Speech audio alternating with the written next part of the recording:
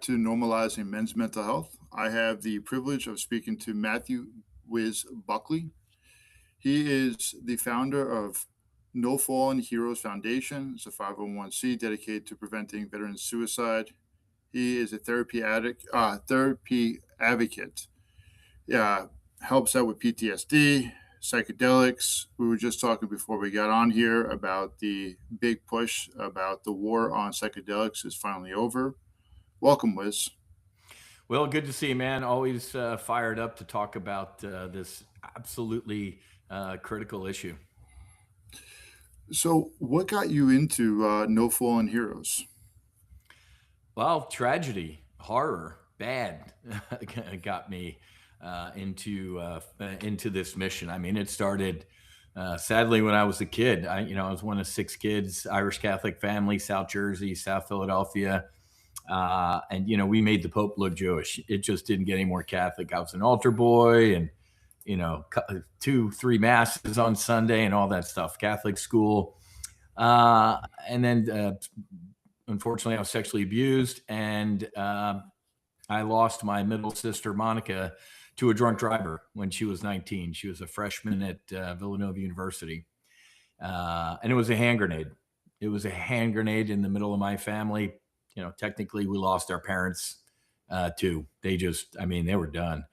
Very tough. So what do you do with that type of childhood trauma? You go in the military. So I went in the military and flew the F-18 Hornet for the United States Navy for 15 years. And in 15 years of flying fighters, I lost 16 buddies. Not a single combat loss. This was stupidity, mechanical, bad weather, just a whole host of things, but lot of guys, a lot of good friends lost. And then along the way, I've lost 4 F-18 brothers to suicide, including one of my best friends. He was a groomsman in my wedding. Beautiful bride, 5 kids, decided to, didn't want to stick around anymore. So a lot of bad. And then along the way, I had a brief airline career. The morning of September 11th was my first and last day as a pilot, essentially, for American Airlines. And I raced out to Naval Air Station Fort Worth, where I was flying F-18s in the reserves. I bring that up because I got furloughed about a week after the attacks, and furlough is just a polite airline word for laid off. And I had, and when I was on active duty, I taught myself how to trade and invest. I was always interested in finance and stocks and stuff like that. So when I got laid off from American, man, it wasn't a hobby anymore. I had to pay the mortgage. I had a young bride, and my young son. And I just applied everything I was learning as a fighter pilot to my trading. Because when you think about it, trading is a form of combat. Somebody's going to win and somebody's going to lose. So why wouldn't you use the same methodologies and procedures, as a fighter pilot? Now, having a strategy, implementing tactics, contingency planning, managing risk. And I bring this up because I thought everybody kind of traded like this. And then I popped up on the radar of one of the largest volatility arbitrage firms in the country, headquartered in the Chicago Board of Trade. And they brought me up there and said, what do you do? And I told them, and they're like, I felt like Eddie Murphy in Trading Places. They're like, all right, well, here's more zeros you've ever seen in your entire life. They went mafia on me. They made me an offer I couldn't refuse. So I went up to Chicago to help run this multi-billion-dollar firm.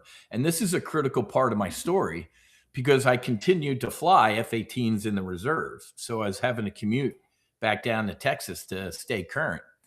And that could not have been 2 different worlds. One, you trust the men and women in that organization with your life, or they're just not a part of it for long. To a Wall Street firm where I couldn't trust somebody to watch my wallet for 5 minutes when I went to the bathroom. I mean, and a sole focus on money. I mean, there were guys, I'm not joking, they pushed their own mother in front of a bus for $1. I mean, it was gross. And I fell into it. I'm in this fighter squadron, and I got pulled more into that. So I stopped flying fighters. And it was gross, man. There's a lot of drugs. There's a lot of alcohol in that culture, man. It's brutal. So I started drifting further away from my God. I had already lost my faith when my sister died, and I was sexually abused. I'm like, what type of God kills my sister, destroys my parents and my family? And so I was in a bad place, drifting away from my bride. Now I had 2 kids and a third one on the way, and I was in a bad place. But we moved from Chicago. I'm a beach guy. I need sun and sand and ocean, and Lake Michigan didn't cut it. So my wife's from Boca Raton, Florida. So we moved down here to Boca, and I started my own financial training firm. And then in 2020, around the time my F-18 brother killed himself, Eric Swenson Swede, I crushed it in the COVID market crash. I mean, it was like shooting fish in a barrel. Remember all the market imploding? And as an options trader, I love blood in the streets. I love volatility. I love the market going down. And I made just an obscene amount of money in a couple weeks. And I bring this up because after my buddy killed himself around that time, I looked at my wife, Susie. I'm like, we're not pharaohs, right? They're not going to put that money in our tomb, our casket, so we can take it to the netherworld. Why don't we do something about veteran suicide? So I took a big chunk of that money to start a nonprofit. But I stood in this office in front of a whiteboard, and how to keep a vet from killing himself? What do you do, right? So I'm like, I don't know, pay the rent, pay the mortgage, or help him write a resume, or buy a suit. I'm just throwing these ideas up there. And around that time, a buddy of mine, a veteran, because if some hippie had told me this, I would have laughed at him. But as veterans, we usually only do something if a bro or a sis vouches for it. He said, "Hey man, there's a group of Navy SEAL veterans and Special Forces guys, and they go down to Mexico and they do psychedelic assisted therapy. And there's a really cool group going in a couple weeks. Would you want to go?" And I said, "Man, go to Mexico and do drugs with Navy SEALs? Sounds like a great weekend. Sign me up." I had no clue what I was getting myself into. I mean, they briefed me up. You get a manual and a couple calls, but nothing can compare you for the experience. So I flew into San Diego. Why did I fly into San Diego and drive to Mexico? Because if you do what we're going to talk about in San Diego, you're a felon. If you do it in an hour south of San Diego, it'll save and change your life potentially. So landed in San Diego and met with 4 other guys. Marcus Luttrell, famous Navy SEAL, lone survivor book and movie. One of his teammates, JJ, Navy SEAL. And then Jared Taylor, JT. If you drink Black Rifle coffee, you know JT. And then an NFL veteran. His name's Robert Gallery, All-American at Iowa, linebacker, College Football Hall of Fame, went to the Raiders. And you hop in a couple cars. It's kind of a convoy. And I rode in the car with Robert. And I was sitting next to a 6'7", 350-pound dead iceberg. This guy was just a gray mass of death. And let me fast forward a year later after this. I'm at a fundraiser in San Diego, and I get bumped into by this mountain. I'm like, whoa, what am I going to get my ass kicked? And it was Robert.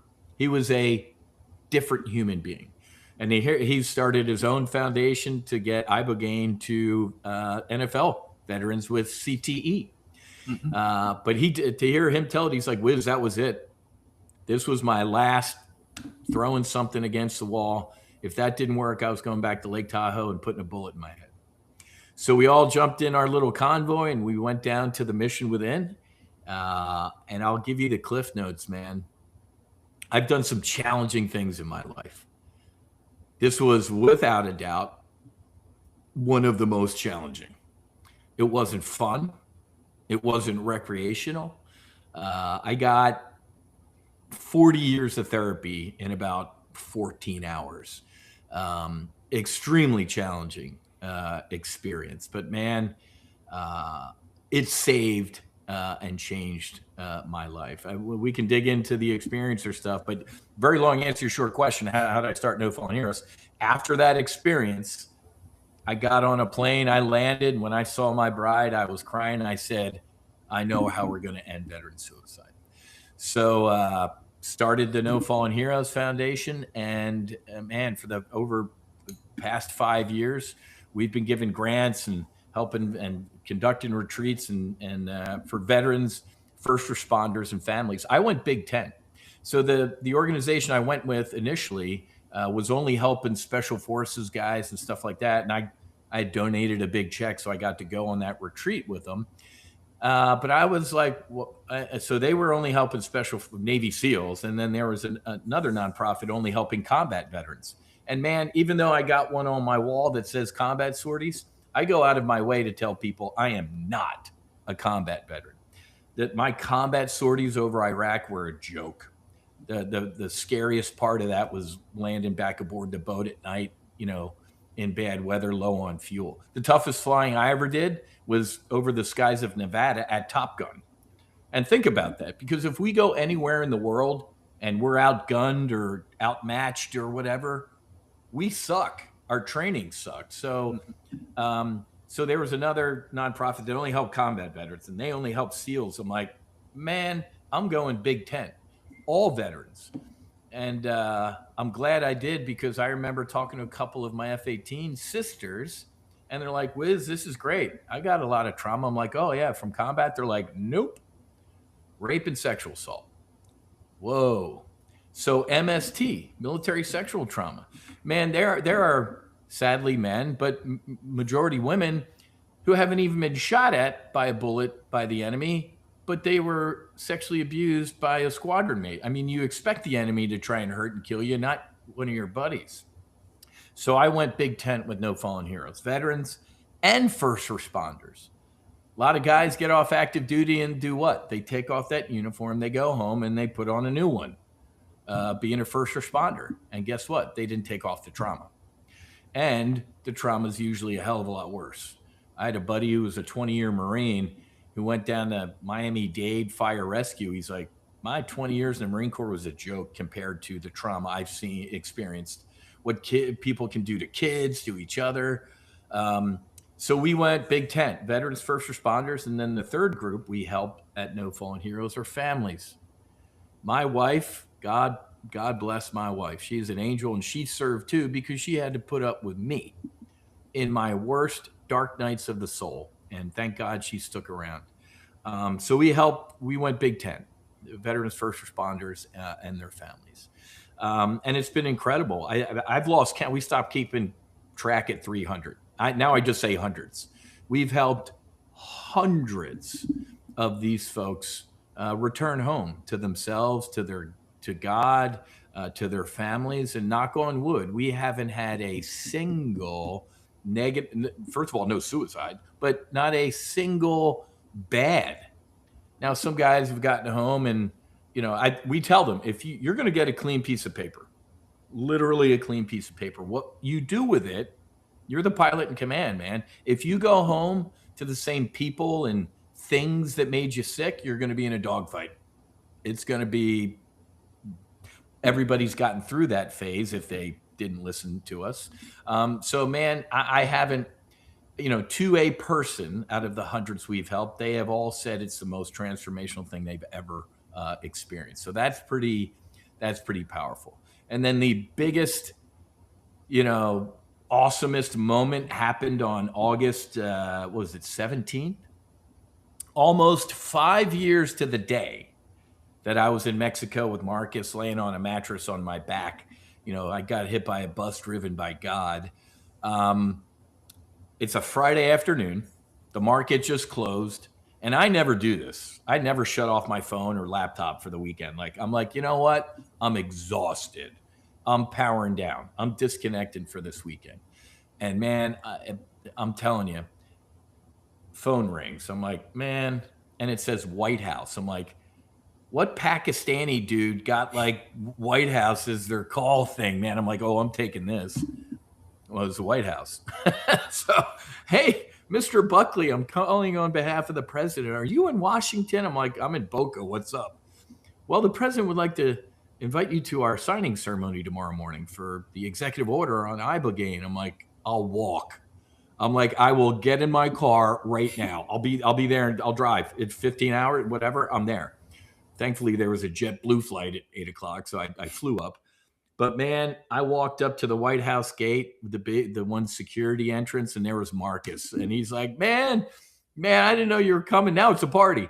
And I'm like, "Can you believe this, my brother? 5 years ago, lying on our asses in Mexico on a mattress, looking at the Pacific. Could you imagine if somebody said, 'Hey, 5 years from now, you're going to be in the Oval Office and an executive order signing with President Trump?'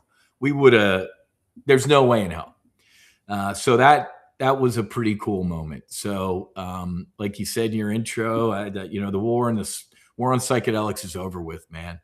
And it's not over with fully. We're still in a little bit of a Vietnam, because as you and I are talking right now, the definition of a Schedule 1 drug is no therapeutic use and a high risk of addiction.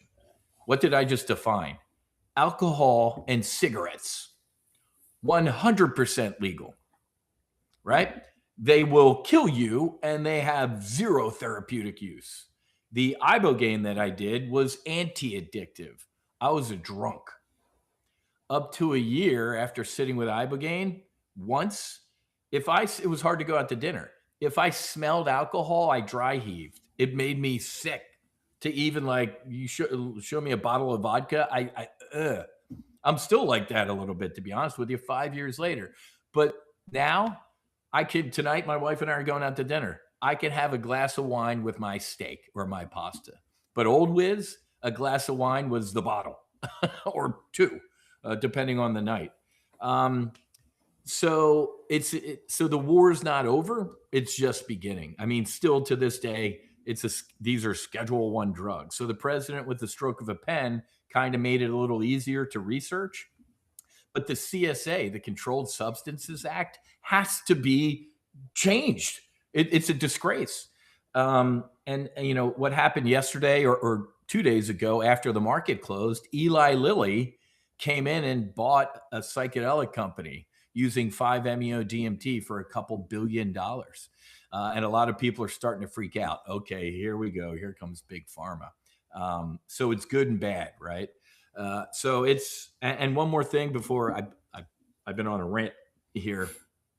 And it's up to you where you want to go, Will, to talk about my experience. But I also did something a little over a year ago, and we can talk about my experience and how this came about. But a year ago, sitting here meditating, and it came to me. These compounds are sacraments. When I was a little kid, I was taught that bread and that wine are the body and blood of Jesus Christ. When the priest, through the power of transubstantiation, and it's funny because non-Catholics are like, oh, it represents that. I'm like, no. It becomes the actual body and blood of Jesus. And they're like, ooh. These compounds were more of a sacrament than that ever was in my life. So a year ago, with my beautiful bride, we started Sacred Warrior Fellowship. We are an entheogenic church down here in South Florida, and we've done 7 or 8 retreats so far. And we use psilocybin as our main sacrament. In September, we're doing a 5-MeO-DMT ceremony as well.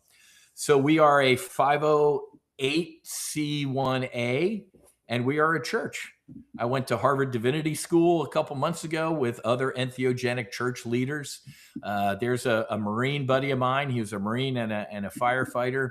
He runs the Illuminating Collective. It's an entheogenic church in Texas. He sits with ibogaine and 5-MeO-DMT. A Navy corpsman brother of mine, he has an entheogenic church in Oklahoma called Rising Ridge. So there are a lot of entheogenic churches that are starting to sprout up. And it's funny because every once in a while people are like, oh, you're just doing it to get around the law. No, I'm not. First of all, let's just talk about the law. I defended the Constitution for 15 years. Now I'm going to exercise my right. Let me give people a First Amendment refresher. You ready? Congress shall make no law. All right, that's easy. establishing a religion, okay, or preventing the free exercise thereof. Now, as long as you're not doing human sacrifices or hurting other people or yourself, done.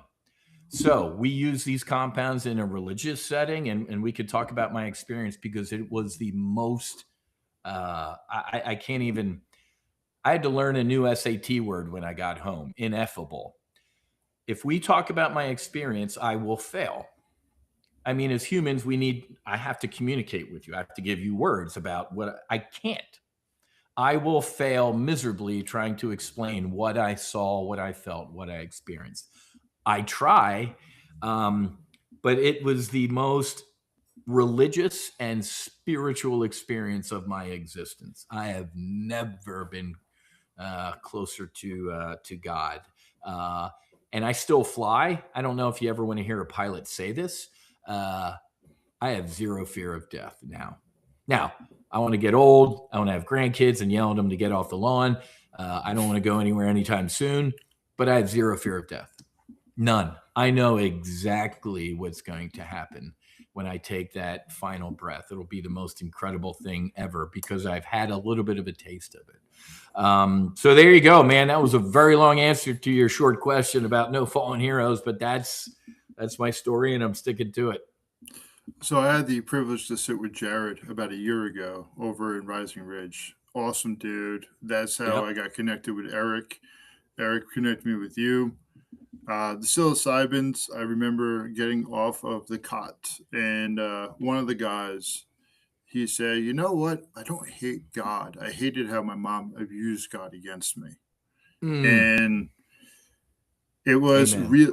It was really interesting where there was a lot of prayer music when I was under, and I remember I was like trying to be there, and it is a very powerful. It's not even say substance, but it's a very powerful way to awaken what is underneath the layers of trauma and stress.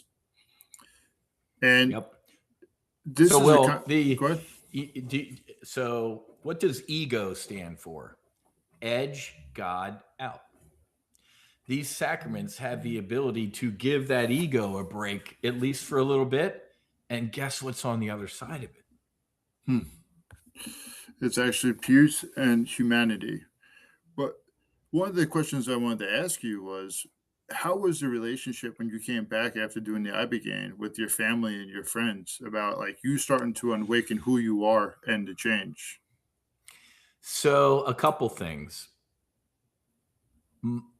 When I got home, my wife was like, we started dating in college. We're college sweethearts type of thing. She's like, I could tell I got my husband back.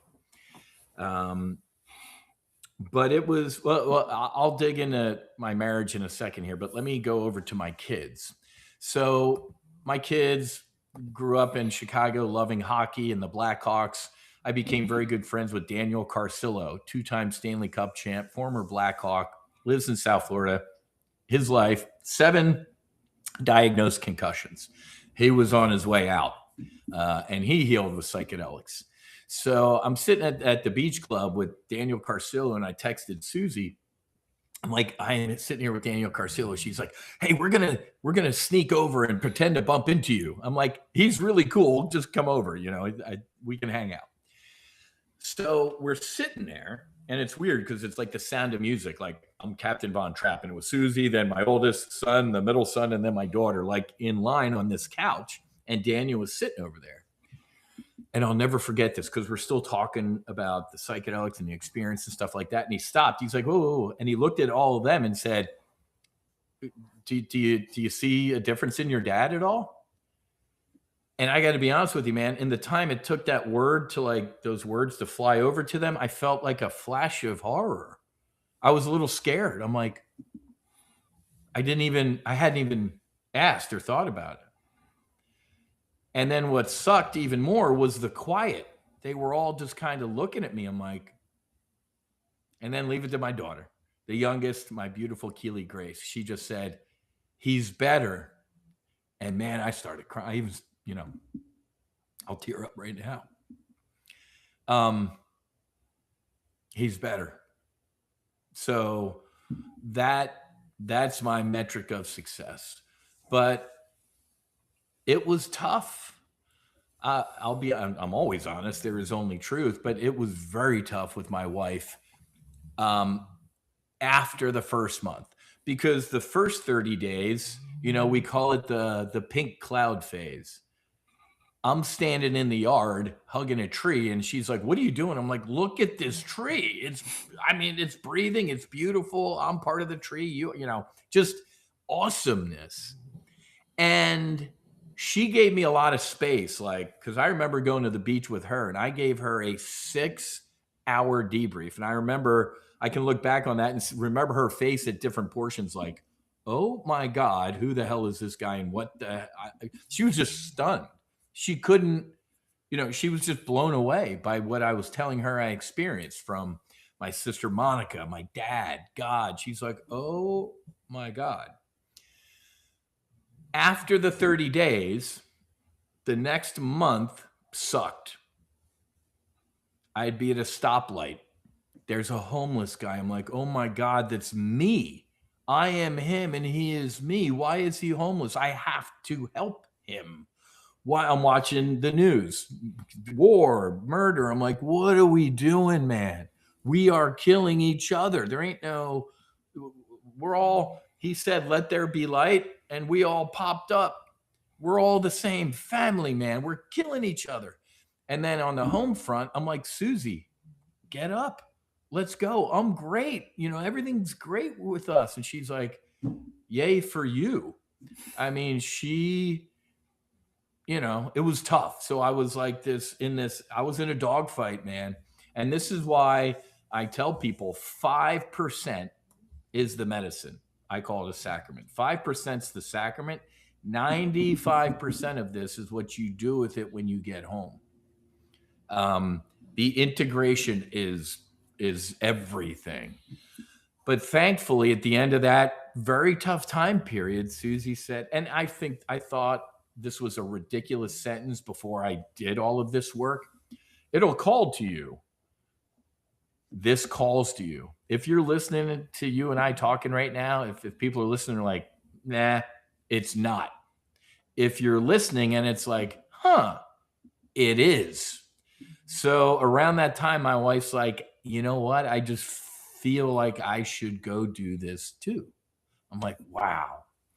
But down at the mission within the women, she went with a Gold Star wife and some Special Forces wives and stuff like that. And they didn't do ibogaine.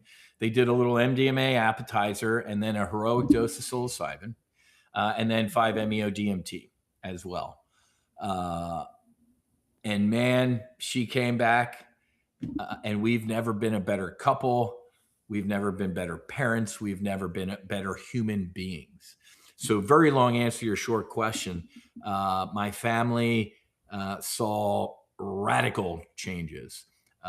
Just even going from drinking a couple bottles at night of wine throughout the week to nothing, to being more present with them. I mean, it's just, it was night and day. So, long answer to your short question, just I can't put into words the impact on my family. It's the reason I asked that question is people don't realize when individuals start to heal about how it now rechanges the relationships or renegotiates the relationships where it's this is who I am. You need to accept it. It causes this friction. And it's either I go back to the individual that you're expecting or you're allowing me to be this person and we are going to grow together. And that's super scary with the healing part. It is. So, yeah. So it's interesting because my wife didn't tell me this until like months later. She's like, "I got to be honest with you. I was terrified. I was thinking you were going to do whatever and come home and not love me." And I'm like, "Oh my God, you did? I couldn't love you more." But here's the funny part. After doing all of that, and she went, when when I knew they were going into ceremony and stuff, and I held space, I lit my candles and I was meditating I was scared too. On some level, I was scared. Like, well, I was the piece of shit in the relationship and the drunk and not a good husband. She's gonna realize she shouldn't be with me and she'll heal and leave. But on some level, I'm like, I knew whatever is supposed to happen will happen. It's truth. Truth isn't good or bad, it just is. So when they got their phones back Sunday or whatever, and she texted me, she's like, I'm alive and I've never loved you more, man. I was crying because I was a little worried. And she got home and I let her have her space, but I said the same thing to her. I'm like, I got to be honest with you. I was scared that you were going to whatever. And she's like, what? I'm like, I know. I felt the same way, vice versa. So it's a good point.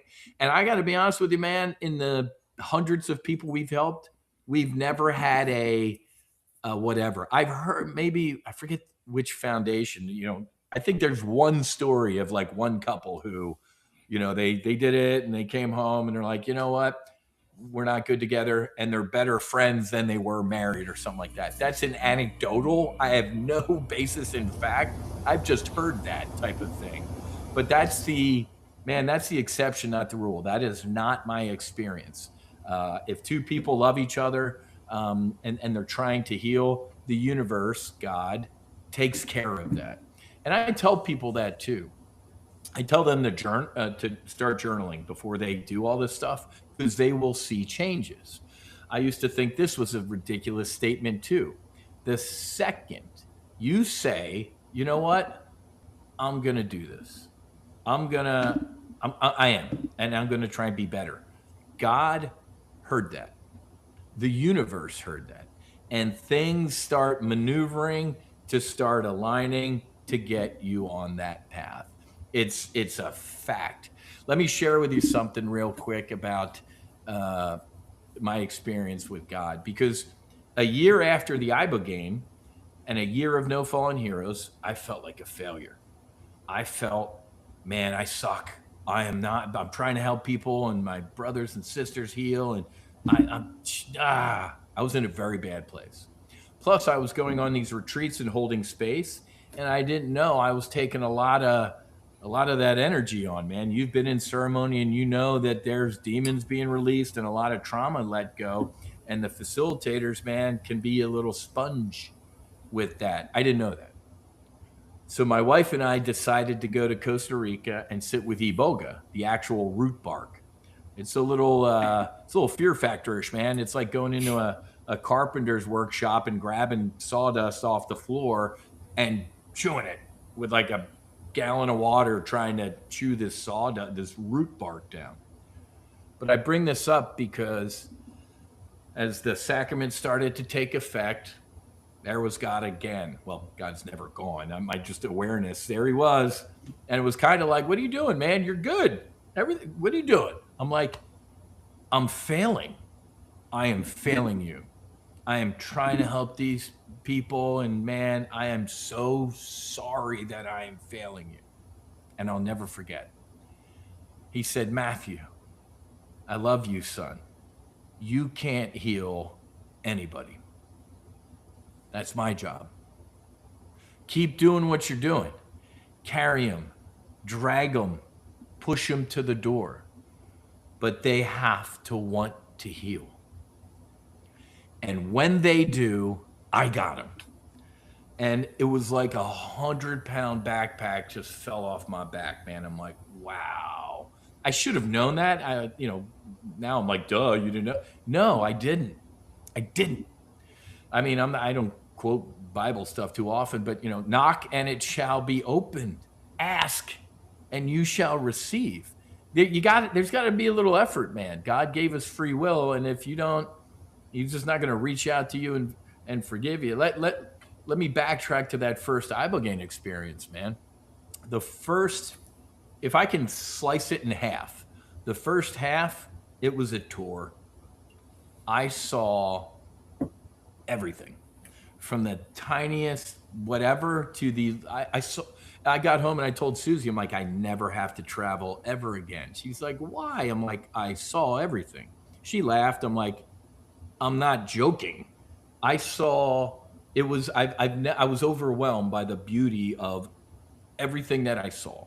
I was getting a tour, and then the tour stopped, and I was in space, and I was like, "Wow, are you kidding me? Look at what?" And then I got a message that said, "And I made you." And it was just so overwhelming. Like, there's no way. I'm like, whatever made all of that decided it needed a me. And then after that, I kind of got that message. There it was, man, the brightest, whitest light ever, brighter than the sun, but I could obviously look at it, and it just emanated love. Mm. And I was like, I'm pretty sure I know what that is, man. And I was ashamed. Will, I dropped to my knees and I'm like, oh my God, I am a drunk. I am a horrible father and husband. I'm not a nice guy. I begged. I couldn't even look. I was ashamed. And I'll never forget. And there was no words. It was just all energy, man. It was telekinesis. I don't know, man. I beg for forgiveness. I'm like, my God, I am so sorry. I have failed you. And with a wave of whatever, man, it was gone. All of it. Shame, regret, depression, drugs, alcohol, washed out. And he said, Matthew, I don't make imperfect things. I got that stuff. Now get up and let me show you what you can do. And man, it was the second half was just incredible. There was my sister Monica. She was angelic. She was perfect. And my dad had died years after her. He died of a broken heart. My mom, my family's like, he died. I'll never forget years later when I was sitting on the couch with my dad watching my two boys play. He knew what I was talking about immediately because I looked at him. I said, Dad, how'd you do it? He said, Matthew, when they lowered Monica into the ground, I wanted to jump in there with her. But I had you. So he died of a heart attack. And there he was with my sister. And he was young. And I couldn't remember the last time I saw my dad smile, like truly happy. There was always a gray. And he could not have been happier. And I felt a peace I haven't felt in decades. But then they started to disappear, and it was a horror. I was screaming, don't leave me again, don't go. And they came back, and they smiled even more than they did the first time. And then they started to leave again, but I followed them. And they went into everything. They went into my daughter. They went into the trees, the sun, the breeze. They never left. They're right here with you and I. And I was healed. I was healed. Decades of that trauma was healed. You know, every once in a while, I still have a little ego flare up. I miss a hug from my dad or whatever. But man, it is worlds apart than the past. So there is no it's consciousness, man. Like I said, ego means edge got out. When ibogaine, psilocybin, 5-MeO gives your ego a break, you're just going to be. I can't put into words what you will experience on the other side of your ego. So it was the most incredible experience. I'm gonna are you so I'm gonna warn people. And I hesitate because let me tell you my experience. I'm still unpacking over 5 years later my ibogaine experience. Less than 24 hours later, I did a flip in the bed. I had an exorcism when we did 5-MeO DMT. It was the most violent spiritual experience. I died. I absolutely died. So stacking ibogaine with 5-MeO DMT, in my experience, was not. I'm glad it happened. I'll share with you my 5-MeO DMT experience because it was incredible. But man, they're their own sacraments, man. They're their own I mean, they should be years apart, in my opinion. But God had other plans. Maybe that's why he did this. But man, not even 24 hours later, is I'm like, because the ibogaine was tough. I told you 14, 16 hours. I was a little hesitant, like, man, I don't know about this. Or like, it's 10, 15 minutes. I'm like, what? I'm putting a helmet on and my mouth guard and boxing gloves, getting ready for this 5-MeO DMT. They're like, no, no, no, no. It's the icing on the cake. Ibogaine was, man, now I'm like, yeah, that sucked. No, no, no. 10, 15 minutes. I'm like, oh, hell, I could do 10, 15 minutes standing on my head. Well, I ended up standing on my head, man. So went upstairs. You do it individually. Marcus Luttrell went first, and they separated us. Like, this was being done on the top floor, and we're like down in the basement. Why? Because of me. You don't want to hear other people, man, because I'm telling you, man. So Doc was there, my guide, and Marcus Capone, a Navy SEAL who's holding space at the head of the bed. There's a mattress on the floor and a bunch of pillows around it. I'm like, why are there a bunch of pillows around the mattress? I'm like, well, now I know. But man, I had my eye shades on my forehead, and I did this massive dose of 5-MeO DMT, and they kind of slid the eye shade down and tried to lower me on the mattress. And man, in the blink of an eye, I went from this to white. It was like not even the Millennium Falcon jumped to hyperspace. It was, I died. I had no choice, man. I literally exploded into love, light, energy, oneness. I became one with God, period. Fact. It was, and I hate using this. Bliss is a better word, but I will use this word. It was orgasmic. It was the most blissful, orgasmic feeling I've ever felt. But it also answered a question I've had since I was a kid. Is my sister bored in heaven? Like, is she looking at her watch going, where is everybody? No. They are in a perfect state of grace. When I was in this state, there was no, man, this has been going on for 10 minutes, or when's this going to end? It was only now. And now is forever. Now, that might not make any sense to you, but I know I experienced infinity. I experienced forever. It's only now. There is no past, and there is no future. So, man, I was one with God. And let me tell you what they saw. Because my guide, Cynthia, she's like, I've been doing this for decades. Only read about it, only heard about it. You did it. I'm like, oh boy, what did I do? She's like, you transcended. We saw you. You were in a V shape on the bed with your arms and legs moving in perfect symmetry. I'm like, what? You couldn't pay me to do that. She's like, you transcended. We saw it. Your arms and legs were moving in perfect symmetry in a V.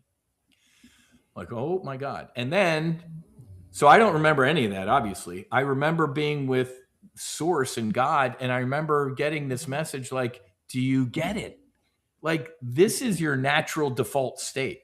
What's going on with you guys right now it's not even a sand in the span of infinity. This is home, but you can't stay. You got it? I'm like, man, I have nothing to worry about. I have no fear. This is my home. But you can't stay. So I had to squeeze. I remember trying to get back into me. And there was some darkness still in me, some drugs or alcohol or regret or shame. And I couldn't get back. And I remember the initial, I tried to force me back into me. And I remember screaming at the top of my lungs, trying to force whatever out. And they said around that time, you got into the fetal position. You yelled at the top of your lungs. You got into the fetal position. Don't remember that. I remember the initial yell. And then I don't remember this. She's like, you took the deepest breath I've ever heard somebody take. And then you yelled louder and longer. And before we knew it, you flipped. Your whole body flipped. I'm like, what? She's like, we saw you reborn. We saw you transcend. You got into the fetal position. And then I saw you born. You came out of the birth canal. You were born. We saw it. I'm like, oh my God, man. And it was the most violent spiritual thing that's ever happened to me. But it's interesting because I remember after the yell, and I'm lost. I'm trying to get back home, and I hear a deep breath. And I'm like, I don't think that was me. I heard it again. And I'm like, well, maybe I should do that. So I took a deep breath, and then I opened my eyes. That was Cynthia. She's like, she was next to me taking a deep breath, trying to get me like back. And I remember opening my eyes, and I see 3 people looking at me with tears in their eyes, and they're terrified looking. I'm like, are you guys okay? And they're like, are you? I'm like, I've never felt better in my entire life. They're like, oh, okay. I'm like, man, they look like they had seen a ghost. But I sat there for 30, 45 minutes. You fast in case you purge. So they had a bowl of fruit there. I cried the happiest cry of my life for a half an hour to 45 minutes. And at dinner that night, they're like, do you remember one of the first things you said? I'm like, no, clearly. They're like, you said, I can't wait to tell Susie I love her forever because I finally know what forever means. Because I felt it. And they said you were like Braveheart. You yelled freedom. I'm like, wow, I did? They're like, yeah. So let me clean all this up. I'm glad that happened to me. But, at Sacred Warrior Fellowship in September, we're just doing a 5-MeO DMT retreat, man. There are a lot of places that stack these things together, man. It's your typical military mindset. We're going to Mexico for a weekend. We're getting this qual and this qual. Check, check, check. Now get on a plane and go home. So I always want to give my debrief. Man, other people don't have this experience. Some people, I've held space for people doing bufo, and some giggle, some laugh, some cry. Some people get up, some people flip, some people it doesn't work for at all. So I hesitate sometimes to give that full debrief because now people are like, oh my God. I'm like, man, that was me. What's for you is for you. Everybody's journey is different. I went and did bufo again. I didn't have that experience type of thing. So, but I think the place I went to, the Mission Within, has changed their, it's a little spaced out, or, it's a longer retreat. Man, I showed up Friday and I was on a plane, Monday morning back to Florida. It was a lot to unpack, and I'm still unpacking it years later. So that's my full Ibogaine debrief and my full bufo 5-MeO DMT debrief. How is your relationship now with your trauma? Like, do you still experience the same type of emotions past? No. I ain't some superhuman angel on earth. I still have my bad days, but my bad days, I'm not in them. I can get out of me and look at me and go, dude, shitty day, not a shitty life. I completely am different. And my lows are brief. They're not as low or long as they used to be. And I can enjoy my highs, right? Nothing's permanent. So it's always a transitory thing. But no, man, it's night and day.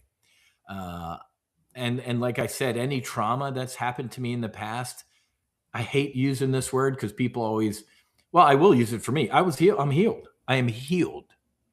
That's a clinical. I'm talking about me, man. If you knew me before, and you know me now, all my friends would be like, man, you are a different human being. I'm like, exactly. So I would, if it's a clinical word or whatever, I will tell people I am healed. Still got my down days, man, but no, it is night and day, my down days now. I just, the world is completely different to me. I see things for what they are. And like I said, any down day, um, I ask, instead of God, why are you doing this to me? It's, what are you trying to teach me? What is this? I know it's part of your plan, and I trust you. I finally reached a point in my life where I can say this sentence: I am grateful for my suffering. I can find gratitude in it. Don't want to do it again. Don't want. I like to avoid suffering in the future, but man, I get it. And I've helped so many guys and gals heal, and they've all kind of said the same thing now. Like, you know what? I can find gratitude in the bad things that happened to me because it brought me to who I am today. So long answer, short question. I negligible trauma. Like I said, I'll still have my, I'm not the anniversary of my dad's death or my sister's death. I'll still give a good cry or miss them, type of thing. But man, it is night and day. And like I said, my faith. It's funny because I catch religious people. They're like, oh, psychedelics, demon or whatever. I'm like, well, I lost my faith, and they're like, aha. I'm like, I don't need it. I had experience. I don't need faith. I had direct experience with God, period. And you can, I tell people all the time, I use the word God because, man, I don't care what the word is. I've helped the most agnostic, atheist people on this planet. And it's funny because on the other side of ceremony, I'll just sit there and smile, and they'll look at me and they're like, I'm not going to call it God. I'm like, I'm not saying nothing. There was something who loved me, and I'm like, man, call it Steve. I don't care what you call it. That's a label. Do you think there's something? Yes. So again, I choose to use the word God, but man, universe, creator, source, divine, truth, Mother Earth. I don't care. God, Allah. These are words. And God itself, the label, it just fails. How do you label the label? It is, I am that I am type of thing. So again, long answer, short question. My trauma it's not even in the same universe as old Whiz. Yeah, you went back to it a couple times where it was you come back with the white sheets. You talked about your sister and your father between pretty much being the 4D, trying to be able to describe things without being able to have the words. Yeah. And even if you had the words, would it even make sense to us? In the Bible, it says I am or Yahweh, but it's beautifully said. And I wanted to say thank you so much for coming on and talking about your experiences of helping people. You're renegotiating your relationship with your family, because these are areas that are not normally talked about enough, because 100%. The family members don't always know who they're getting back, or are they waiting for the other shoe to drop? Correct. Let's say, is Will going to come back and be that alcoholic? Is Will going to come back and have that temper tantrum? Or are they going to provoke that person just to be able to get that experience, that type of level of compliance? Mm-hmm. So yeah. Wiz, where can people find you? Yeah, man. You can head to nofallenheroes.com. If you're a veteran, first responder, or family member, up on the top right, it says apply for a retreat. And then our other organization is Sacred Warrior Fellowship. You can go to sacredwarriorfellowship.com, and we shoot to have one ceremony a month. You have to become a member of our church if you want to sit in ceremony. We have our doctrine, and we are a church and a fellowship. So we have our beliefs, and a lot of that stuff is on our website as well. And then we're all over social media, Instagram. I'm official Whiz Buckley, but No Fallen Heroes is on Instagram and LinkedIn and everywhere. And so is Sacred Warrior Fellowship. But you're always free to reach out to me directly. Whiz, WHIZ, at nofallenheroes.com. I mean, this thing, I've taken calls at 3 in the morning. I mean, I am here, man. I'm here to tell you healing is possible. There is a way out. And the world, you're supposed to be here, man. If you're here, you're supposed to be here. And I can tell you, um, I didn't believe this until I experienced it.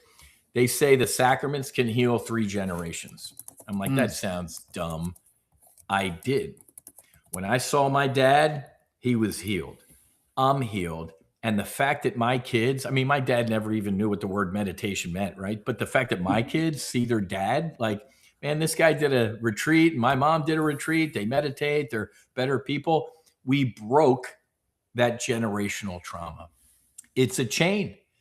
Be the one that breaks the generational trauma, because the generational trauma of a suicide is a hand grenade. It's a horror. So yeah, the medicine, these sacraments can heal 3 generations, man. And I experienced it. So if you're in a bad place, I promise you, there's a way out. Just reach out to me, and I'd love to help in any way that I can. And last thing is, are you still doing your podcast? Yeah. Yep. It's the Max Afterburner podcast. Spotify, Apple Podcast, and all that type of stuff. And then we just launched the Sacred Warrior Fellowship podcast. It's called Return Home. And that's kind of what we do in those ceremonies. You come back to you, to who you truly were before all the layers of stuff got added on top of you. Because always remember what God told me. I don't make imperfect things.